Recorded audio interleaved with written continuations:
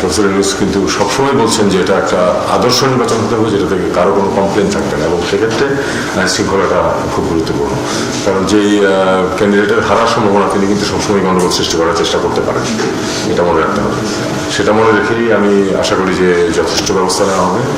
এ নিয়ে তো chief election কমিশনারও meeting করছেন এবং স্ট্র্যাটেজি নির্ধারণ হচ্ছে। হোম মিনিস্ট্রির যে অ্যাডভাইজার আছেন আমার বন্ধু, উনিও পরিকল্পনা করছেন। আমি আশা করি যে আমরা সবাই আশা করি যে একটা সুষ্ঠু নির্বাচনের মাধ্যমে নতুন সরকার গঠিত হবে এবং আমরা আমাদের দায়িত্ব তাদেরকে বুঝিয়ে দিয়ে চলে যাবে।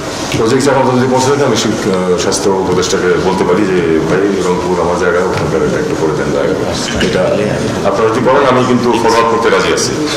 একটা সুখবর যেটা আছে, গ্রেটার রংপুর মানে আপনার একটি রেফারেল হসপিটাল তৈরি হবে আপনার নীলফামারী জেলায়। জায়গা অলরেডি পাওয়া গেছে এবং সেটা নির্দিষ্ট করা হয়েছে।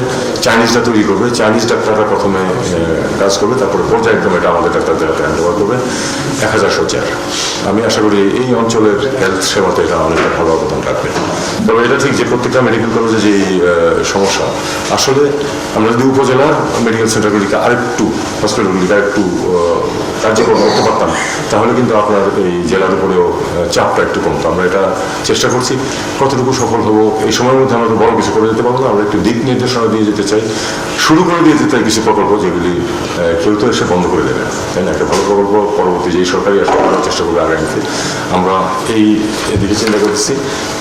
সবশেষে আইন শৃঙ্খলা। আইন শৃঙ্খলা একটা কথা আমি বলেছেন দুজনেই, সেটা হলো যে সব কিছুর ভিত্তি এটা। আইন শৃঙ্খলা থাকলে কোনো কিছু আপনি অ্যাচিভ করতে পারবেন না।